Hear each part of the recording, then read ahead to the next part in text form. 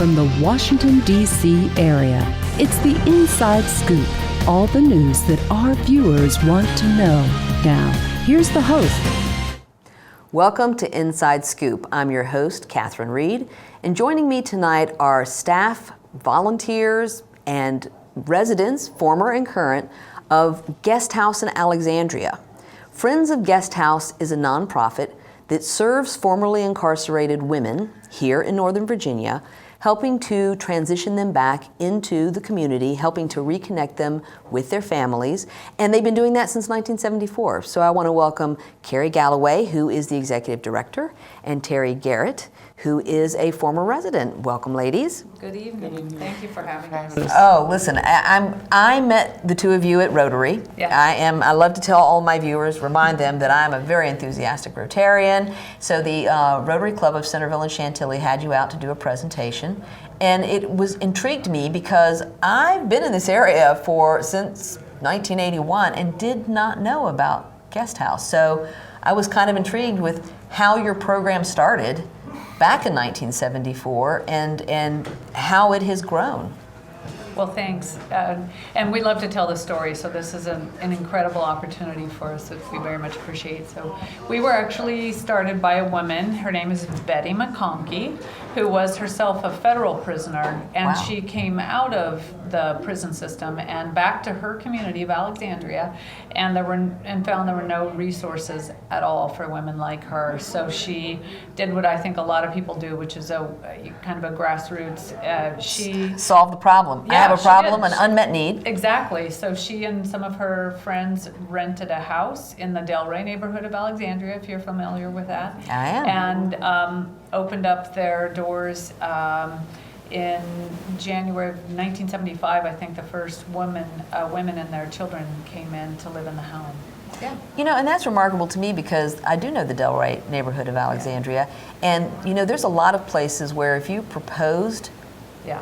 something like this, you would have a situation of not in my backyard. Yeah, NIMBY. And we don't have any NIMBY issues at all because none of the neighbors that I know of have been there any longer than we have. So we began renting the house, I shouldn't say we, but renting the house in 1974, purchased it in 1981 with the help of the City of Alexandria's Housing Trust Fund and the old Presbyterian Meeting House, which is a church in Alexandria. Purchased the house and we've been there ever since. And I'm just thrilled to say that over 3,000 women have since come through the doors. That's a lot of lives changed. It is, Huge because impact. you recently expanded from, I think, 16 bedrooms to 28 Yeah, beds? so when I came, which was about 11 and a half years ago, we had 9 beds. Nine and then beds. we went up to 10. And from 10, we went to 17 about 3 years ago. And then recently, the Virginia Department of Corrections asked us if we could take more. So now we're at 26. Now, they're not all in that same house Right. that they started in 1974, but they're in homes in the Alexandria community. And yeah, we couldn't be more thrilled to be helping 26 women, and yet, let me tell you, with over 5,000 women incarcerated in the state of Virginia, and we're one of between 3 and 4 programs like this in the entire state, Right. the only program for women like this where we're providing residential 24/7 staff to support the women in Northern Virginia, period. Specifically for formerly incarcerated or criminal justice involved, we like to say returning citizens Right. versus ex-offenders. You know, we're trying to really Come up with more positive language. exactly, Right? exactly, because we're all citizens, and these folks are just returning citizens. So Terry, you when you came to the Rotary Club, you were talking about the fact that you came to the program and then you ended up coming back to the program. Yes. So describe to us what makes the program successful. You know, what made it successful for you the second time around?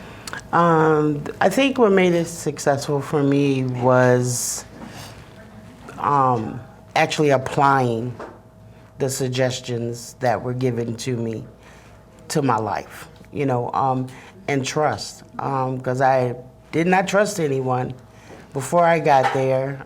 So trusting Ms. Galloway made a big difference because then I allowed myself a chance to try some new things. scary, but I did it because I got tired of hurting, being angry, lashing out at people for no apparent reason, not being able to control my mood. So applying the suggestions that you're given definitely made a difference for me. How did you find out about the program when you first went into the program? I mean, how did you even know that there was a program available for you? Word of mouth in the jail cell. One of the ladies had been a former resident and suggested guest house and told me what I needed to do. And matter of fact, it was in the sober living unit in Alexandria Detention Center. Miss Beverly, said go try Friends of Guest House and gave me the application and told me about the 5-page autobiography that I had to write, and we mailed it in. I mean, because I didn't know anything about it until they mentioned it, and I was like, okay. So with such a limited number of beds, how do you choose what applicants to take? Well, it's challenging, or it can be, because there is such great need. We get, on average, 1 application a day, sometimes more than that. So there is a huge need. We only take nonviolent offenders, which most women are, actually. I mean, there's such a small number of violent offenders, male or female, but especially with the women. So that's a part of the criteria. You have to be on probation in the state of Virginia. You could have been a former Maryland or DC resident, but you have a state probation obligation in Virginia. Obviously, you have to be a woman to come into our program because we only work with women. And then we do an application, as Terry was sharing. It's very basic, and it asks. Not so much, we don't ask for a 5-page autobiography anymore. Good job, we really try to limit people, because what we're really most interested in, even though the past is really critical to your future, and we want you to work with a therapist or somebody, work with the case managers who are phenomenal, we really want to know why you want to come, how we can support you, and what you want to do in the future. So we're very future focused. I, for instance, used to read all the applications and try to get in on all the interviews. I don't even know what the women's crimes were anymore, because it doesn't matter to me. No, it doesn't really. It really, what matters is who shows up at the door and how we can help them change and support them in that journey. And so, we do have that criteria. We do have people that look at everybody's criminal background. That's a part of what we do when we screen people. But the majority of women, the war on drugs put more women behind bars than anything. That almost an 800% increase of women behind bars. I saw that statistic. It's stunning. Yeah, it's 757% from 1977 to 2004. Yeah. And I do think it's the war on drugs Yep. in the 1980s had a huge effect. Mm-hmm. But I think there are also many things related to poverty in general.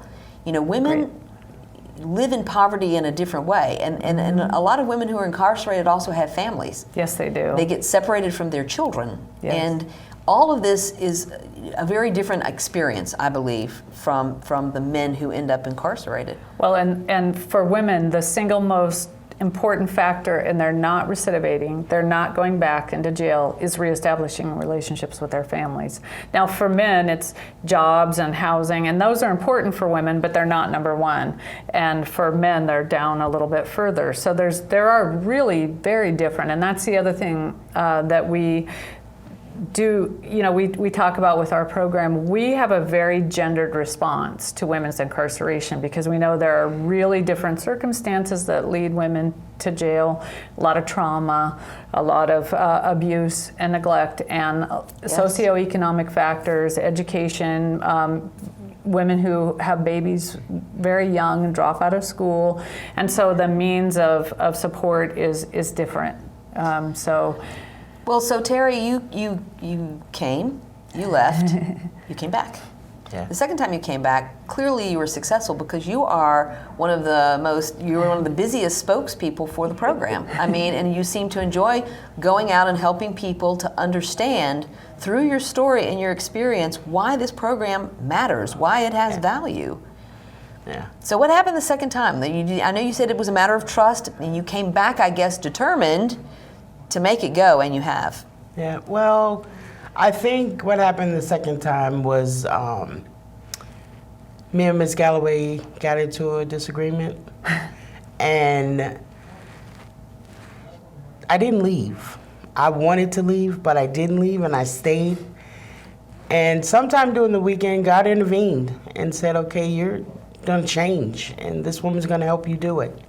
You know, and it was staff too that helped, but Miss Galloway explained stuff to me that needed to be explained a little differently, you know, and she just gave me the courage to try at least one thing and see how I felt about it. You know, she didn't just throw me out there and say, now go do it. She walked through this with me. You know, she encouraged me the whole time. You know, we've cried together, which made a difference. I've never had that type of support anytime. Right. You know, so it made a big difference. And the one thing that I know seemed to work was when we did our very first speaking engagement and how we impacted the little girls' lives that we spoke to. Wow. Yeah, because we really thought they didn't care until, you know, Miss Galloway got an email and everybody told the girl that missed it what she missed, you know, and it was powerful for them. You know, so it's the willingness to change and being able to face the fear, because I was scared to death. You know, I'm used to taking care of me, which I wasn't, clearly. You know, and learning something new, I was like, I don't know if I'm ready for this. You know, but I stepped out there on faith and believed that what she was telling me was going to help improve my life. So, Well, it sounds like you have found a mission and a Yeah. passion Yeah. in helping other people. Absolutely. I love it. Anytime she asks me, if I don't have anything else to do, or she'll pick me up from wherever I'm at, I'm there. I'm there. So I love it. I mean, just being able to help people see and understand why, you know, I went the route that I did. Why it happens. Like, You know, it could happen to, you say it could happen to anyone, and people don't necessarily believe it could happen to anyone, but I think it's true that it can. Yeah, absolutely. Absolutely. And what I think is so powerful, first of Well, we're going to hold that thought until we come back. We do have other guests that we're going to bring on from Friends of Guest House.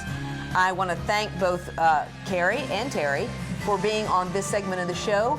Please join us in the next segment to find out more about how we can help support these women. I need to go out there and change my mic right quick. There's more than just books at the library.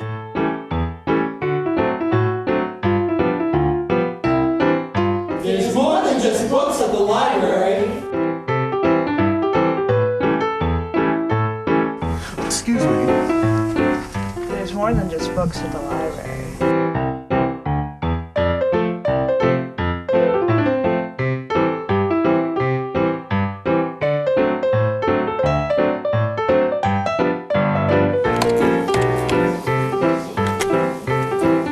Il y a plus que de livres à la bibliothèque. Hello.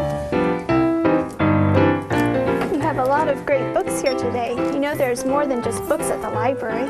I know. There's more than just books at the library. I don't want to be hooked to a machine. I want all the medical treatment available to me. I wouldn't want my family to have to make this decision. My doctor knows what's best for me. An advance directive is your life on your terms. Talk with your family. Decide what's right for you. Then put it in writing. Documenting my wishes today means my family won't have to make heart-wrenching decisions later.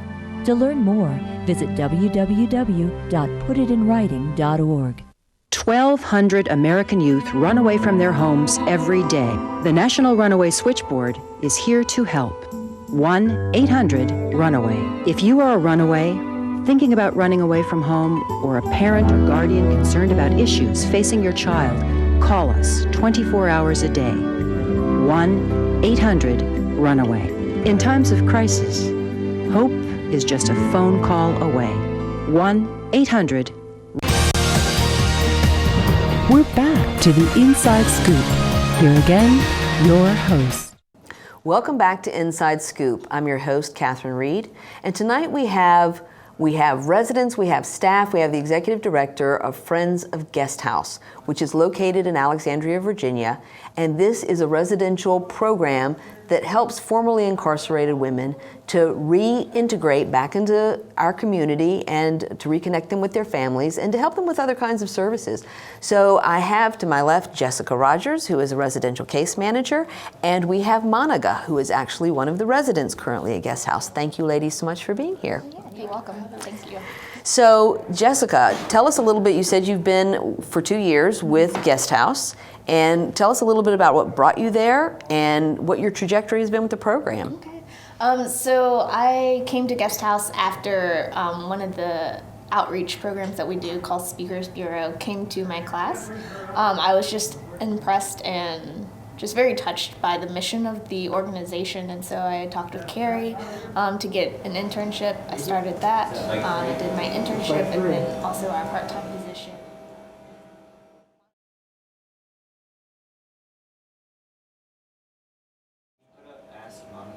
And so what does that exactly involve, being a case manager? What do you do now? So a case manager position, we really work one-on-one with the women to just partner with them to help them achieve their goals. So whether they are attempting to go back to school and complete their GED or get an associate's degree, we'll walk with them on that path. Whether it's getting their children back and getting custody of them, we also partner with them on that too.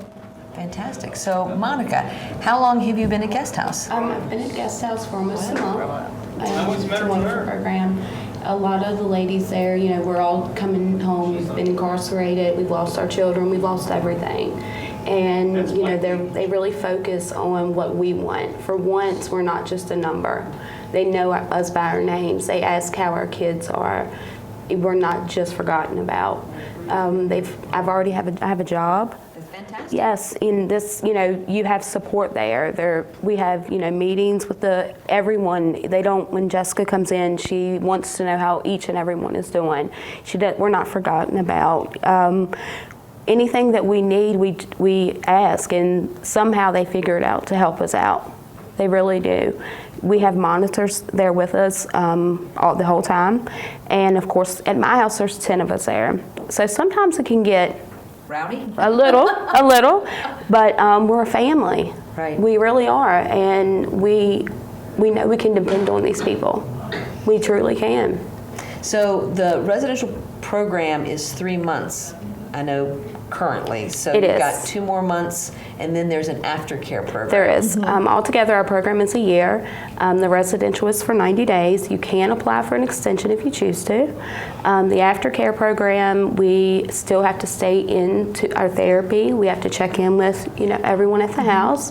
Of course, they want us to come in and visit, and most of us do, that I've seen so far.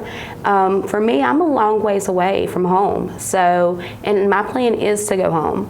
My case manager's all for that, and you know, each case is different, and they really work to where we all get the treatment that we need to be able to, if we choose to go home or to stay down here. So you feel really supported. I mean, absolutely. One of the things Terry talked about was having a sense of trust. Yes. You know, absolutely. We know that we can trust these ladies. They dedicate their lives to us. They come to work at like 8 o'clock in the morning, and they don't leave until 9 or 10 o'clock that night. My very first day at the Guest House, I had been incarcerated for almost a year, and they were having a staff meeting. I don't know if you remember, it was on a Thursday night, and no one left until like 10 o'clock that night, and I was like, oh my gosh, what have I gotten myself into? These people are gonna be on me. But I was completely blown away at how much they truly do care. They truly, truly do, and they show that to each and every single one of us every day. And the program has something to offer everyone. And how is it living in an actual house, family style? I mean, a lot of us have lost that, you know, I myself have battled addiction since I was 13. So it's been a long time. I've lost my mom, you know, my children. I'm able now to build my relationships. And, you know, we sit down and we have dinner together.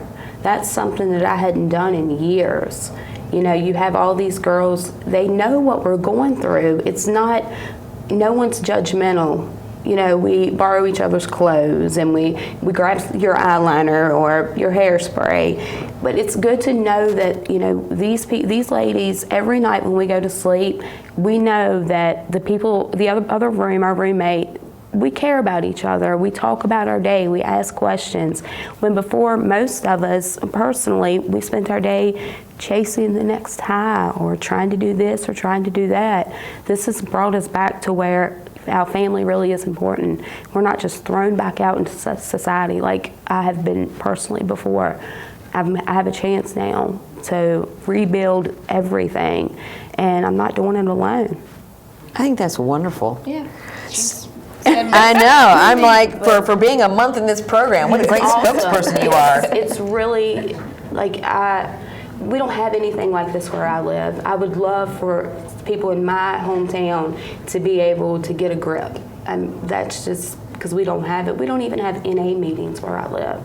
Yeah. And now everything I need is right at my fingertips. That's amazing. So how do you scale this, Jessica? I mean, it's a lot of dedication. It's a lot of time. We truly work together as a team, whether it's our case managers communicating to our part-time monitor staff, our monitors communicating to the case managers. We're really just working together as a team and united around that idea that we want to see these women succeed and that we want to continue to give them a safe home and a safe environment. So do you help with what we generally term wraparound services? You know, depending on what each woman needs, there might be a variety of things that are either met by an agency or another nonprofit. Right. So with while we offer a lot within our own organization, we do still refer out to other community services, and we strive to help pretty much any woman who has had any kind of contact with the criminal justice system.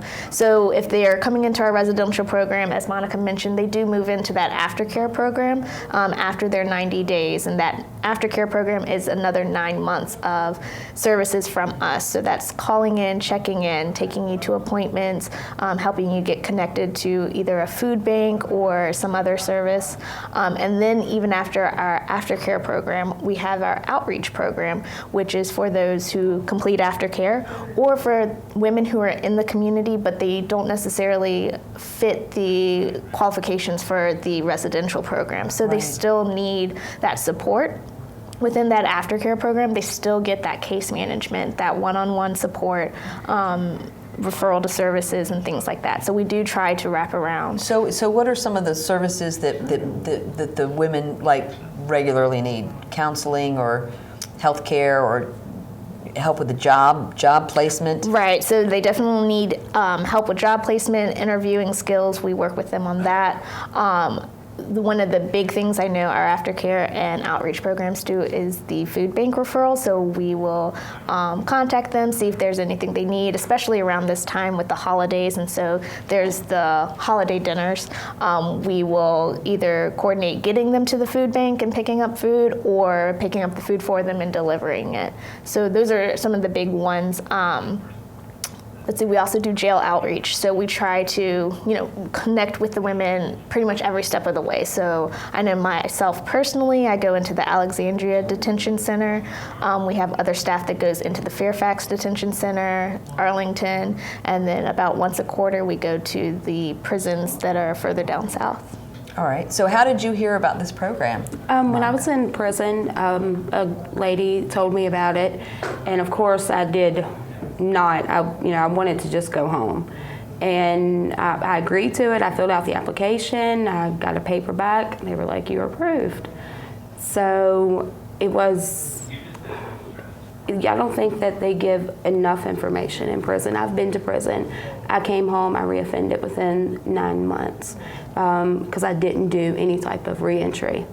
This time I can honestly, I feel very confident in myself that they're giving me the tools that I need, they're showing me along the way that I'll be able to succeed better this time. I don't feel alone now. Yeah, that's an interesting statistic that 70% of women who come out go back in who don't get support. Right. Now, the recidivism rate for guest house is less than 10% Yes. of the people who go through your program. So that's good odds for you, Monica. Yes, yes, I agree. And we all feel that way. All of us, most of us at the house work, and they very, very encouragement to us to, keep looking if you haven't found a job, make those phone calls. Hey, have you made your appointments today? Reminders. They definitely stay on top of us. They definitely do. So are there ways that other organizations can help you in that you do need people to help with job placement or, finding resources that will hire these women? I mean, I had not heard of Guest House until they came to my Rotary Club meeting. So I'm thinking, how many other nonprofits or agencies could help you if they knew how? So I'm thinking about how it's a big question, and it really is however you can. We are always looking for resources. We always have those one-on-one cases where an offer from an agency may not fit for someone like Monica, but it may fit for another woman that we have. So just contact us. The website is up online. It's just friendsofguesthouse.org. But there is links there for donations, volunteering. If you want more information about the different programs that we have, or even an application, it's all on the website. So you can definitely That's connect fantastic. with us there. So have you ever worked on reaching a particular industry or particular company to see if there is a possibility of having a particular company employ some of the people through Guest House? I think we are starting to head in that direction, and I know with some of my other coworkers who are coming up here, they'll have some more information, but we are starting on a workforce development, job employment readiness program within the organization. So I believe that will be included within that. Well, I just think, 1974 is a long time to have been doing this so successfully. And again, I want to make sure that our viewers understand we're trying to put this on the radar of people who want to help, because there are so many different ways. And I think people do need to understand that an 800% increase in the number of women being incarcerated since 1977 is off the charts. I mean, clearly we need to be doing something more to help people like Monica and Terry. Yeah. So I appreciate you ladies very much being on this segment. Yeah, well, thank you. Please join us after the break. We're going to be talking to another two of Jessica's coworkers about the programs that they offer and how people in the community can get involved, because this is a community that absolutely needs our help. So please join us after the break. This year, 28,000 Americans will be diagnosed with oral cancer. Every year, 7,000 Americans die of oral cancer. I'm Eva Cohen, and I'm an oral cancer survivor. I didn't fit the profile. I didn't smoke or drink. I had no family history of cancer. I was 31 years old. I went to see my dentist about a sore in my mouth that wouldn't heal. It was oral cancer. I had to have a radical neck dissection and a portion of my tongue reconstructed. I didn't know if I was going to live or die. I'm Surgeon General Richard Carmona. The survival rate for oral cancer is only 50%. Oral cancer can happen to anyone. If you have a sore or lesion in your mouth that doesn't heal within 2 weeks, see your dentist. Early detection is the key. Early detection saves lives. I know. 1 in 8 Americans goes hungry. One idea helped change that. A community started a garden that blossomed into farmers markets. 1 in 6 children lives in poverty. One group of women found an answer by opening a daycare center that their neighbors could afford. Today, 36 million Americans live in poverty. But one by one, people are helping themselves and each other to change the picture of poverty to one of hope. For easy ways you can help, visit povertyusa.org. 2 words for you. Pop quiz. Ready? Name any funny movie. A drama. Name a mystery. And one more thing. Name the movie your kids saw today in science class. Know what really matters. Know about your kid's school and know about your kid. Find out 100 ways to know more, do more. We're back to the Inside Scoop. Here again, your host. Welcome back to Inside Scoop. I'm your host, Catherine Reed, and tonight we have staff, volunteer, coordinators, and residents from Guest House in Alexandria, Virginia. The Friends of Guest House is a nonprofit that serves formerly incarcerated women as they reintegrate back into our community and reconnect with their families.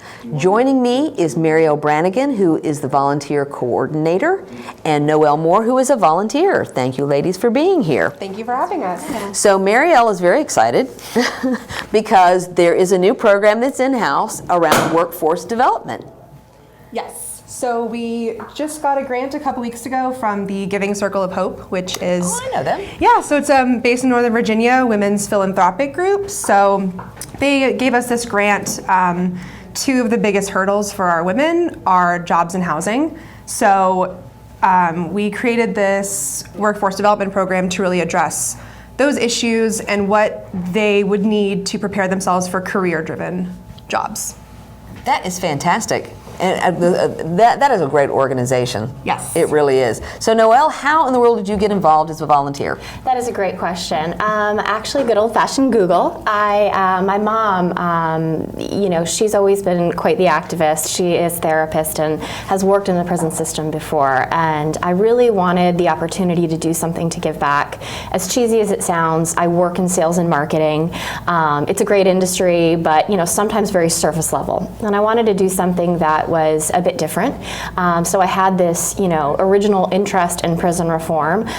Guest House came up for me quickly, and it all started actually pretty innocently enough. I was sorting donations, and I began to run my big mouth, and Mariel was kind enough to say to Kari, well, actually Noelle has a lot of ideas. So I found myself in an office with Kari, reviewing a bunch of different initiatives with her, and so I've been fortunate at Guest House to do everything from donation sorting to the mentor program to assisting in this grant writing, which has been such a wonderful opportunity. Grant writing is so important. Oh my gosh, I had no idea how to do grant writing. Yeah. And the thing is, because I sit on a number of boards where you're always looking for the money, and the money's out there. It's finding the right foundation. It's finding the right contact, within a foundation, or a lot of corporations give money, grant money, but if they don't know about your program and you don't know about their funding, it's hard to connect the two. Absolutely. So this is fantastic. So what has been your impression? I mean, clearly you're very enthusiastic. So what has your experience been like coming in? Yeah, I mean, this experience has truly changed my life. I think before I started, there was this reticence to get actively involved, because certainly in my professional career and in my history, I have never known anyone who's been involved with the justice system. I wasn't sure how I would be received. I feared that maybe the women wouldn't want to open up or engage with me, and it's been actually the exact opposite. The cross-section of Guest House is really what you would find anywhere in America. I mean, women from all different backgrounds and experiences, women who genuinely are just like a friend, like someone that I would have met in my mom's group or at a book club, or a woman I would have worked with, and to be able to connect with them on a very human level, and to really have this deep understanding that, these people, like Kari said, they are citizens, and we're doing them a great disservice by not providing services that Guest House does to really help them reenter. So how do you find people like Noelle, Mariel? Luckily, Noelle found us. So how do we scale that? Yeah, so Jessica had mentioned Speakers Bureau, and that's actually how I found out about Guest House. They came to my classroom as well, and I was like, this is an amazing organization. I want to get involved, and I interned there. So now I help out with Speakers Bureau, so we do presentations to different organizations, different groups. I know we came to your Rotary Club, and people just really want to help with their time, and their time is so valuable. So what kind of organizations? So Rotary, I know there's other service clubs, Kiwanis or JCs. Yes. You mentioned something about classrooms. How do you get into classrooms? They came to my master's program at Marymount University, which Jessica also graduated from. I believe Kari knew our professor. And then we have connections at George Mason. We did some presentations there. Usually just word of mouth, or we'll reach out to different types of places. Wow. Do you have any connections with like faith communities? I believe so. I've only been here a couple months, so I am still learning because different faith communities do a lot of this kind of work, both volunteers, donations, offering space, and all kinds of different things. You know, as I said, I'm still stunned that I hadn't heard of Guest House until you came, because you're doing great work. But I know that Kari had mentioned that you've got big plans to try to get other properties, that you're looking at other properties, and that you'd like to serve more women and serve them for a longer period of time. So going forward, you know, what do you see are ways that volunteers can help both today and moving forward? What kind of volunteers specifically are you looking for? Right now, I think our biggest need is volunteers that will drive. Okay. So because we are now 2 separate facilities, things need to happen simultaneously, and transportation can be a little difficult. We've been making it work with staff, but we definitely need more drivers.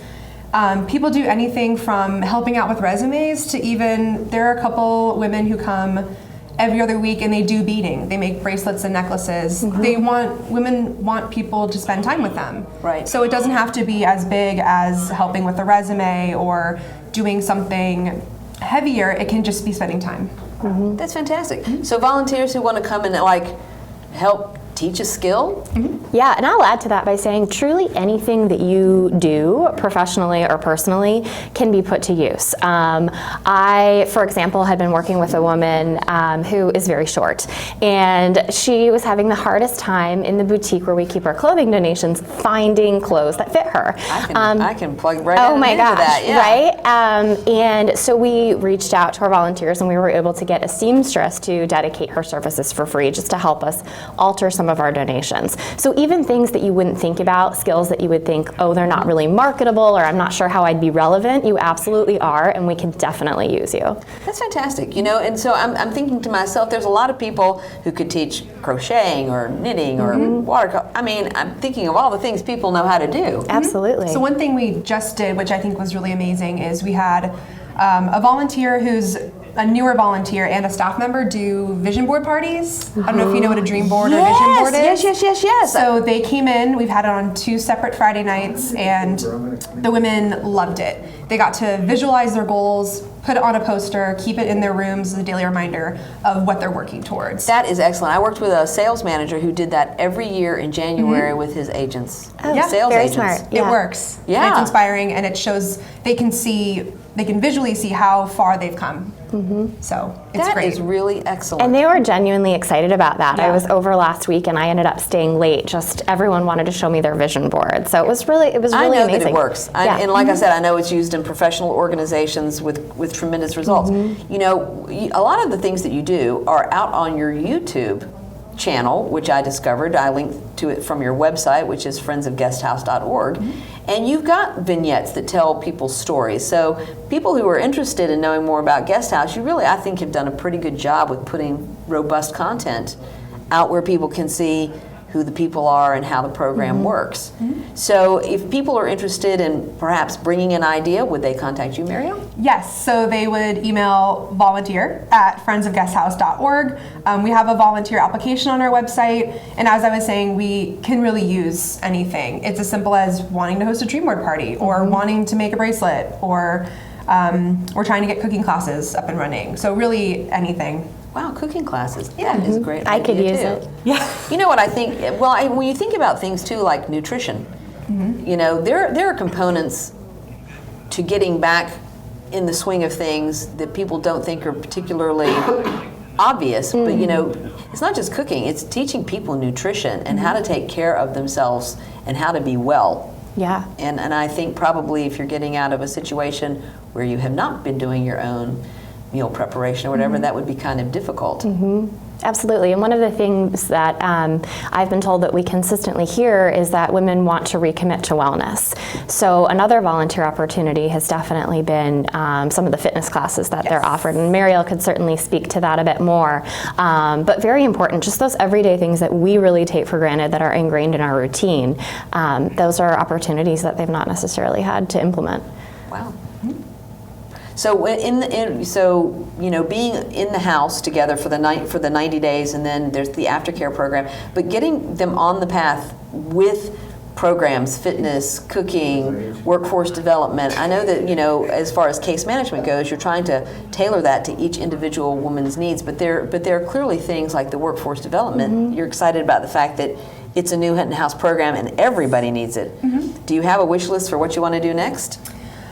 Wow. There's a lot. I think the workforce is probably number one. It's just, there's so much that we are trying to teach them and have them work on in such a short period of time that we really need a lot of collaboration and a lot of team effort to get everything going. So great. And so grants. So this is the place where we make a pitch for one of the ways that people can help us, right? Yes. Is if you know of family foundations, corporations, or anybody who has human services type of grants that they're giving out, they should shoot you an email so that you can actually apply, which would be very helpful, I'm sure. Kari had mentioned that you're actually looking at renting, leasing other spaces. How is that going to work as far as having even more locations if you end up with more locations? That will be a lot to plan, definitely a lot of planning, a lot of logistics to work out, but it's exciting, and the thought of expanding is just amazing, so we'll make it work.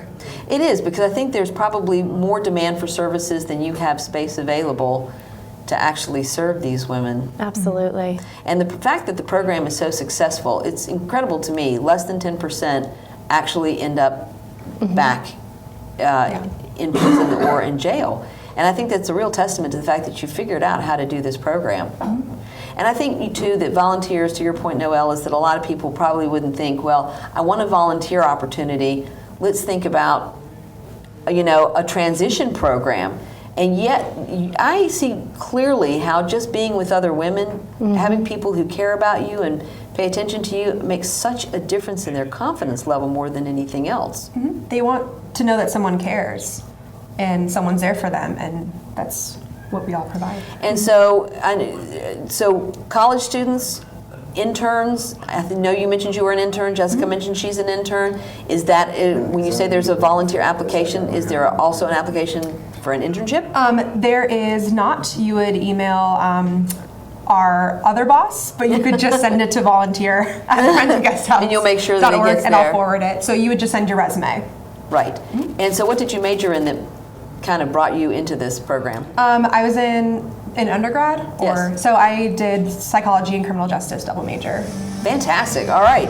Well, there you have it. Thank you, ladies, so much for being in this segment. We've got one segment left to go, and we'll talk more with the people from the Friends of Guest House. Please pay attention and write down how you can be involved as a volunteer, as a donor, as someone who can support these women as they re-enter our communities. Join us after the break. Looking at that 10 seconds that you said is so long. This is firstgov.gov, where we're obsessed with getting you government information. Brand new student loan applications on the site, baby. This calls for a celebration. Here's your uncle. So in the end, it was either take the astronaut gig or come work here. What can I say? Duty called. Dude, that's my cop. Oh, sorry. Yeah. No, I'm pretty sure that's Sam's cop. Oh, sorry. Yeah. No. Sam's. No. Just log on or email us and get what you need. C, change of address form. That's how it's done. D, driver's license renewal. E, emailing Social Security information. Yeah. Okay. Yeah. Nice, we'll allow it. All right, What are those? Government surplus cars for auction. You posted those online last time. No, you did. I'm posting them online this time! For all your government information, firstgov.gov. Oh, what have we got here? Sometimes you feel tired. You can't seem to lose those extra pounds off your midsection. And your joints hurt when you take the stairs? Well, you're getting older. But I'm happy to say that there's some simple things we can do to keep you happy and healthy for years to come. We can also lower your risk for some serious diseases the older population is often subject to. Proper nutrition is more important than ever. Your body has changed, not as many treats. A basic exercise plan, lots of walks and fresh air, and most importantly, come and see me for twice-yearly checkups to help ensure the best possible quality of life. Now, how does that sound? Good boy. Improve the quality of life for your elderly pet. Schedule twice yearly checkups that include preventive care and regular lab work. A message from the veterinary members of the American Animal Hospital Association. We're back to the Inside Scoop. Here again, your host. Welcome back to the final segment of Inside Scoop. Joining me from Friends of Guest House is Kari Galloway, who is the executive director, and Jessica Rodgers, who is a residential case manager. Thank you, ladies, so much for being here. This has been a wonderful show. The program is amazing. Thank you. Terry is a great spokesperson. Monica is a great spokesperson. So, next steps going forward. What is your dream here, Kari? Tell us what it is that you think about. What keeps you up at night as you're plotting and planning what you want to do next? Well, I think, as we said earlier, there's just such a huge need. There could be a guest house on every corner, which would be great, but it would be challenging. It would be a wonderful, awful problem to have. But no, just because of the amount of support that's needed, but really continue to strengthen and build out the program. Right now, I think Monica was sharing, it's 90 days, and that's not really a lot of time.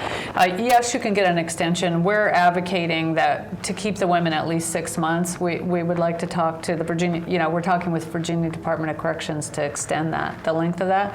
We'd like to keep them for 2 years, frankly, because we think that you have to practice change. You do, and you have to be supported in that change. Yeah, absolutely, and I think Monica did a really good job of expressing that support, but when it only lasts for a short period of time, it's essential that we continue to build people up for a little bit longer than that. So our goal would be to extend the residential and then have some further housing for the women in aftercare. That's one of the things that we're really actively pursuing. We have a very committed board and staff, and we want to do everything necessary to build the women and support them. We'll move mountains for the women if we need to. We really need the community support in order to do that. We need landlords that are supportive, people that are willing to take a look at us and let us, rent properties and put the women in. We would love to have an apartment building where we could have the residential. Wow, wouldn't that be great? That would be phenomenal. That would be great. And how about an alternative to incarceration in the first place, a diversion for people to come into in lieu of going into the criminal justice system. There are lots of intersections with the justice system before people come to us. Right. Yeah. And so from a case management perspective, as you get bigger and you have longer, how do you see that affecting what you'll be able to do and the relationships and the level of support? Well, and I think Monica also touched on it earlier, is that one of the big things for these women to begin that process of rebuilding is trust. So with more time, we'll be able to build those relationships with them long term. We'll be able to just get to know them better so that we can help them see those kind of pitfalls and get to learn themselves as they are moving into this new life that they're creating for themselves. I think we would get to see them actually accomplish a lot of their goals. I know I mentioned earlier education, so a lot of education goals take a long time. If we can be there to support them through all of the education process, then we will actually see a higher number of them succeed and graduate and complete that. That's true. I mean, you send them out better prepared if they've got a GED or an associate's degree or a certification of some kind. Exactly, and that would be great. So many of the women, and you saw with Terry and Monica, and I guess at the end of the first segment, I was just going to say, it's an honor to do this work, really, to walk by the side of the women who are doing her work. They're working really hard to change their lives, and to get up here and in front of everyone and talk about some of the least proud moments of your life in order to try to educate the community about the process that brought them here, that's really courageous. And I just want people to see that and to help us in that process of supporting them for the next step, because they could do anything. They're so smart. Go back to college. We have a woman who recently purchased her own home in Alexandria. I saw that. I saw the video. Is that amazing? I don't even live in Alexandria. I just think that is so. It can happen. It can happen. If you. And the other thing, I love the idea of these visioning boards because I really do believe that if you can see it, you can achieve it. Yeah. If you can, in your mind's eye, see yourself. Imagine yourself being there and doing it, that you can accomplish those things. Yeah. So tell me about your relationships with the agencies or the people who support you monetarily, your relationship with Alexandria, with the correctional system. How do all those moving parts work to support what you're doing? Well, there are a lot of pieces to the puzzle. So we do have a contract with the Virginia Department of Corrections for the residential portion, and they provide us with a lot of guidelines and rules and support, and that's wonderful. And then the local jurisdictions, Fairfax County, City of Alexandria, Arlington County, are also help monetarily, but also through their social services. Right. They do a lot. We outsource a lot of the services that we provide, the therapy and counseling. A lot of the women are in outpatient substance abuse. Probation officers are tremendously supportive and helpful.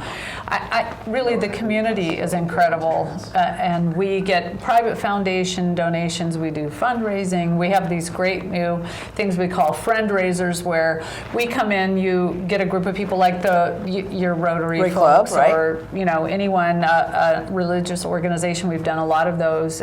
Talk to a lot of those groups, and one of the things that we tell people, your money is great, and we need it, and we promise to be incredible stewards of your money. But some of your most valuable resources are in the chairs and the pews. They're a hairdresser who's willing to give free haircuts to people that when they come out of prison. That's really important. We have a hairdresser in Alexandria, Pizzazz, Perry, and he has given every single woman that's come out a haircut. That's fantastic. That is really supportive. What a gift. What a gift. What a gift. And that's something I don't think we could have built into the program, the effect that has on people, to know that people that don't know them care about them and that they really matter. And they get that those kinds of things are really important to them. To be able to show up, to volunteer like Noelle, that people come in from the community who just want to show, love and support for them and help them make a better life. I think that really changes people to know that they have that kind of value. And I think the staff, we're just... it's caring and connection. Yeah. I mean, you're right. People can donate and write a check, but people need to feel that somebody genuinely cares about them just for themselves. And that's the other piece of this. Working with nonprofits, being a Rotarian, is embracing the idea that every human being inherently has worth and value. Every single one. It doesn't matter where you started or what went wrong, what you did well and what you didn't do well. Every human being has inherent value. But for some of these women who have had struggles from the beginning, from childhood, and I know a lot of them, it is poverty, it is domestic violence, it is sexual assault, it is lack of education, it is substance abuse, it's homelessness, it's poverty.